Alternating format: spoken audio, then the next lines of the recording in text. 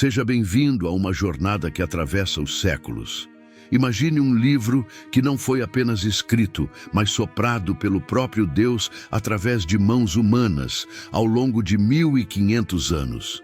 Este é um livro que sobreviveu a impérios que tentaram queimá-lo e a filósofos que tentaram negá-lo. A Bíblia não é apenas um guia religioso, é a narrativa definitiva da história humana. Muitos de nós conhecemos apenas fragmentos, a força de Sansão, a Arca de Noé ou o nascimento em Belém. Mas você já parou para pensar como tudo isso se encaixa? Por que o sacrifício de um cordeiro no deserto milênios atrás tem tudo a ver com a cruz de Cristo e com a sua vida hoje? Prepare-se! Hoje você não vai apenas ouvir histórias isoladas, você vai entender o plano. Vamos percorrer a Bíblia de Gênesis a Apocalipse, revelando o fio invisível que une cada página. Se você busca respostas sobre a origem e o destino da sua alma, os próximos 20 minutos vão mudar a sua visão de mundo. Mas antes de darmos o primeiro passo nesta jornada, eu quero te fazer um convite. Nós estamos em uma missão para alcançar nossos primeiros 700 inscritos aqui no canal. Se você quer ter mais intimidade com a palavra e não quer perder nossos próximos estudos, clique no botão de se inscrever agora e deixe o seu like. Isso ajuda essa mensagem a alcançar mais vidas que precisam de esperança. Agora respire fundo. Vamos voltar ao momento em que o tempo sequer existia. No princípio, antes que o relógio do tempo desse sua primeira batida, ou que a primeira estrela brilhasse na imensidão do vácuo, Deus já existia. A Bíblia não começa tentando provar a existência de Deus. Ela simplesmente o apresenta como o autor. A afirmação mais poderosa de todos os tempos é: no princípio criou Deus. Imagine esse cenário. Ele não criou o universo por solidão ou necessidade, mas por um transbordamento de amor e criatividade. Ele desenhou o Éden para ser mais do que um jardim. Era o ponto de encontro perfeito, onde o céu e a terra se tocavam. Ali, o homem e a mulher caminhavam na brisa do dia com o próprio Criador. Não existia o conceito de vergonha, não havia a sombra do medo, e a morte era uma ideia inexistente. A humanidade tinha autoridade sobre a terra, mas vivia sob a proteção amorosa de Deus. Era a harmonia absoluta. Mas infelizmente a história toma um rumo sombrio que ecoa até os dias de hoje. A entrada da serpente e a sugestão de que Deus estaria escondendo algo bom levaram à escolha pela autonomia humana. É aqui que surge o que chamamos de a queda. Entenda uma coisa. O pecado não foi apenas o ato de comer um fruto proibido. Foi uma rebelião do coração. Foi a tentativa do homem de declarar independência, de tentar ser seu próprio Deus e definir por si só o que é o bem e o mal. Naquele instante, o veneno da morte entrou na nossa genética espiritual. A conexão foi cortada. O jardim, antes um lar, tornou-se um lugar de onde fomos expulsos. Mas preste muita atenção nisso, pois aqui nasce a esperança. No momento exato em que o homem falhou, Deus não o abandonou. Em meio às ruínas do Éden, Deus pronuncia a primeira profecia da Bíblia, conhecida como o proto-evangelho. Em Gênesis 3:15, ele declara que um descendente da mulher viria para esmagar a cabeça da serpente. Deus estava avisando: o mal parece ter vencido agora, mas eu já tenho um plano de resgate. A partir deste ponto, cada página, cada linhagem e cada evento que vamos ver a seguir é Deus movendo as peças da história para cumprir essa promessa e trazer você de volta para casa. Após a expulsão do Éden, a humanidade se espalhou, mas infelizmente a rebeldia cresceu na mesma proporção. A Bíblia nos mostra dois momentos drásticos onde Deus precisou intervir para conter a autodestruição humana. Primeiro, o dilúvio. Não foi apenas um castigo, mas um recomeço para uma raça que havia se tornado extremamente violenta. Depois, a Torre de Babel, onde o orgulho humano tentou construir um caminho para o céu por conta própria, ignorando o Criador. Ali, as línguas se confundiram e as nações surgiram. O mundo parecia mergulhado no esquecimento de quem era Deus. Mas em meio a esse caos, Deus decide focar em um único ponto no mapa. Ele olha para uma terra idólatra e chama um homem comum chamado Abrão. Deus lhe faz uma promessa que, para os padrões humanos, soava impossível e até bizarra. Sai da tua terra e eu farei de ti uma grande nação. Abrão não tinha filhos, era velho e vivia em uma cultura totalmente diferente, mas ele escolheu crer. A jornada dos patriarcas, Abraão, seu filho Isaque e seu neto Jacó, é o alicerce de toda a fé bíblica. O que mais impressiona nessas histórias não são apenas os milagres, mas as falhas humanas. A Bíblia é honesta. Ela nos mostra que Deus não escolhe pessoas perfeitas para seus planos, mas pessoas dispostas a caminhar com Ele, apesar de suas fraquezas. Vemos isso claramente em Jacó. Ele começou a vida como um enganador, mas após uma noite de luta espiritual, ele se torna Israel, aquele que luta com Deus.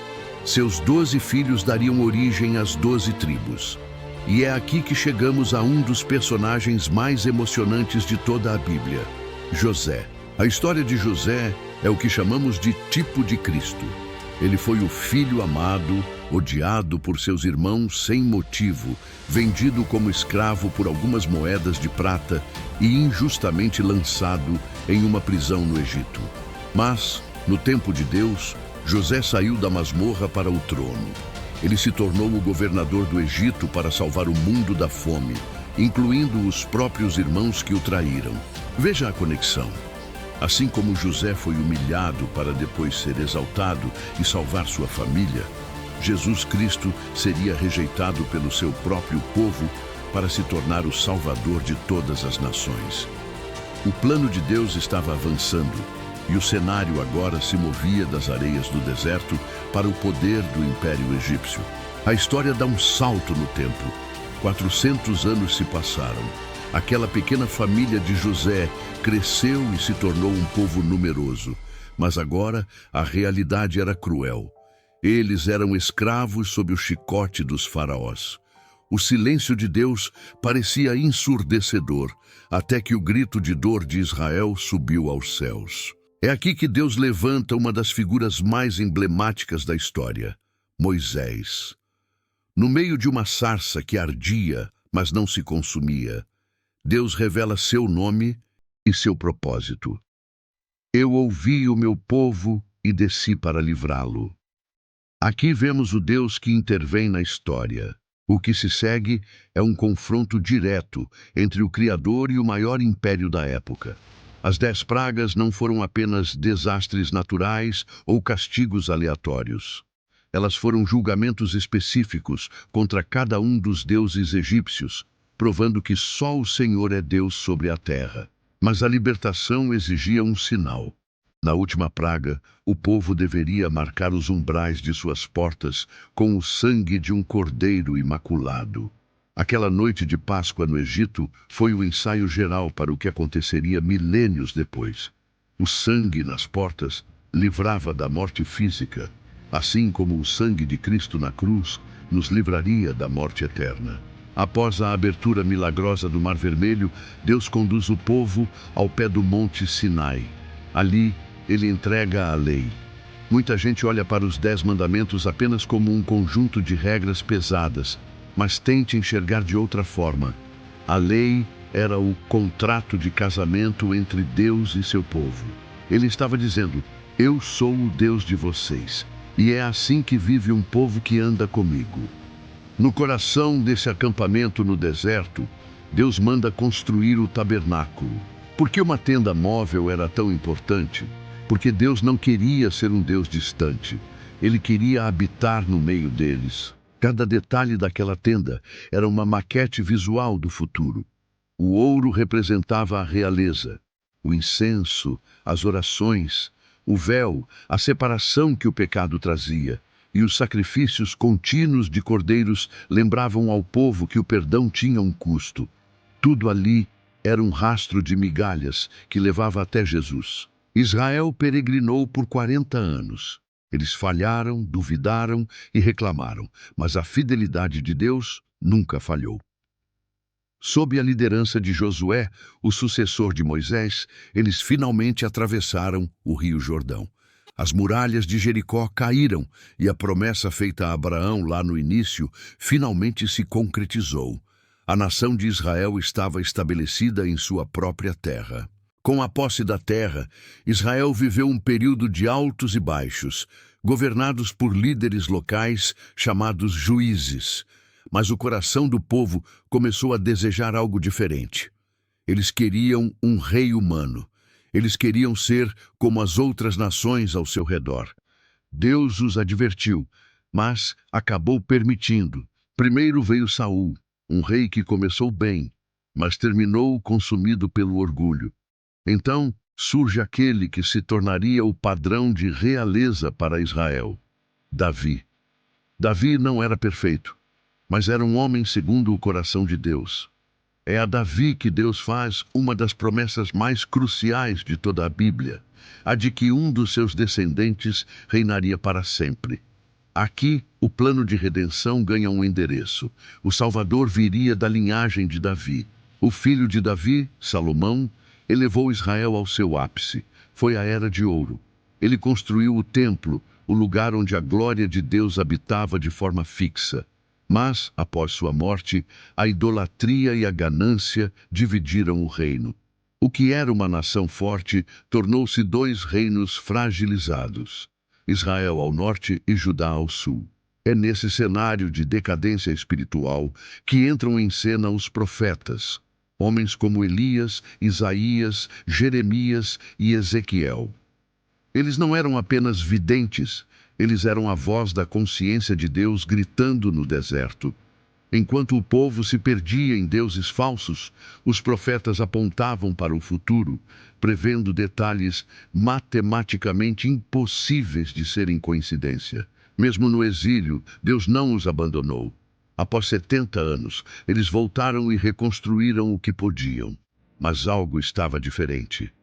O fogo da glória de Deus não parecia o mesmo.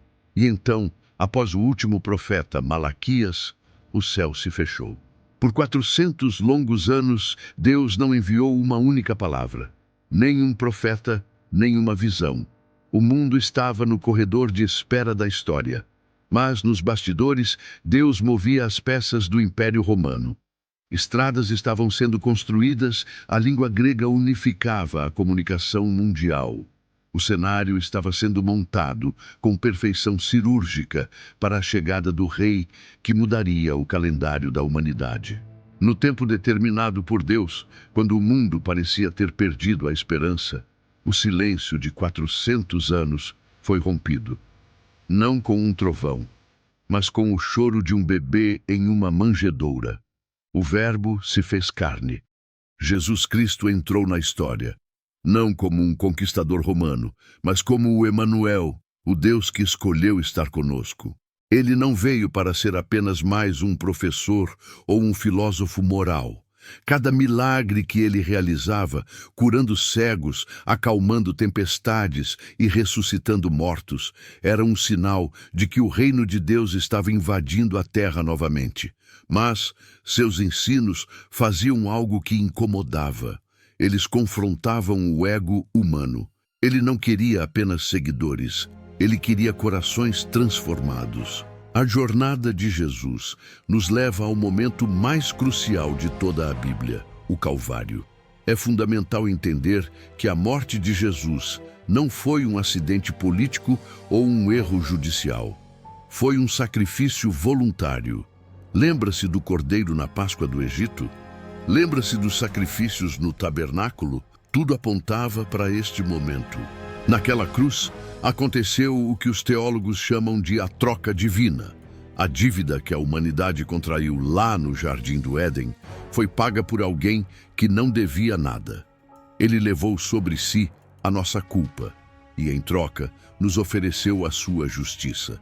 Mas a história não termina em um túmulo selado. Ao ressuscitar ao terceiro dia, Jesus quebrou o último inimigo da humanidade, a morte. O pecado não tinha mais a palavra final. Antes de subir aos céus, Jesus fez uma promessa. E no dia de Pentecostes, essa promessa se cumpriu com a descida do Espírito Santo. O que aconteceu em seguida foi uma explosão que mudaria o mundo para sempre. De um pequeno grupo de pescadores assustados e escondidos em uma sala, nasceu a igreja. A mensagem da cruz começou a se espalhar como fogo pelo Império Romano, atravessando as estradas que Deus havia preparado séculos antes.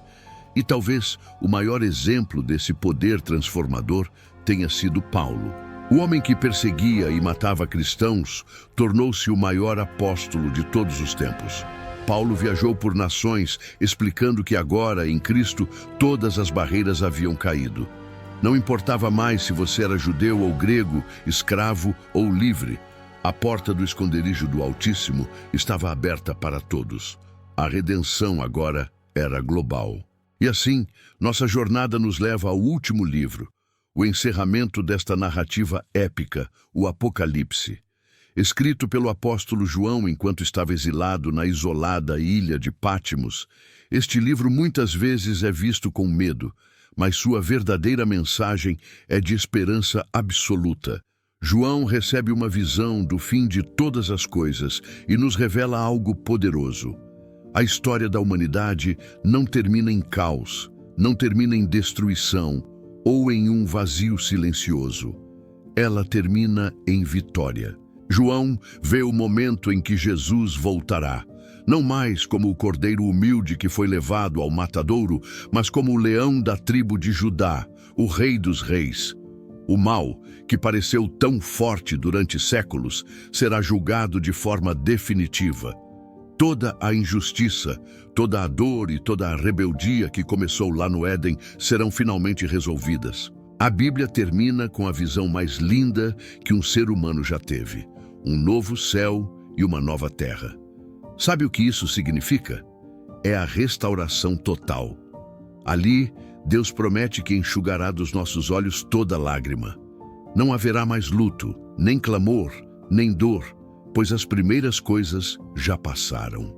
Preste atenção neste detalhe que fecha o círculo perfeito de Deus. A árvore da vida, que foi perdida e interditada lá no primeiro capítulo de Gênesis, aparece novamente no último capítulo de Apocalipse. O acesso está livre. O círculo se fecha. A história que começou em um jardim perfeito, mas que foi manchada pelo pecado, termina em uma cidade gloriosa, onde a luz é o próprio Deus. Finalmente, o Criador e a criatura estarão juntos para sempre, sem véus, sem barreiras e sem separação. Essa é a Bíblia. Mais do que um livro de regras, ela é uma carta de amor escrita com sangue. Se você acompanhou esta jornada de 30 minutos até aqui, saiba de uma coisa: você não é um acidente do destino. Você não está assistindo a este vídeo por acaso. Você foi criado por esse Deus e foi resgatado por esse Cristo que acabamos de descrever. O plano de redenção que atravessou milênios inclui o seu nome. Que esta palavra não seja apenas informação na sua mente, mas que transforme o seu caminhar a partir de hoje. Que você sinta a paz de saber que o fim da sua história já foi escrito por alguém que te ama infinitamente. Se este estudo tocou seu coração, eu te peço, inscreva-se no canal para continuarmos crescendo essa comunidade de fé. Deixe o seu amém nos comentários como um selo de que você compreendeu o plano de Deus. E, por favor, compartilhe este vídeo. Existem milhares de pessoas perdidas e sem esperança que precisam entender que o plano de Deus para elas ainda está de pé. Foi uma honra caminhar com você através das Escrituras. Que o Senhor te abençoe e te guarde até o nosso próximo encontro.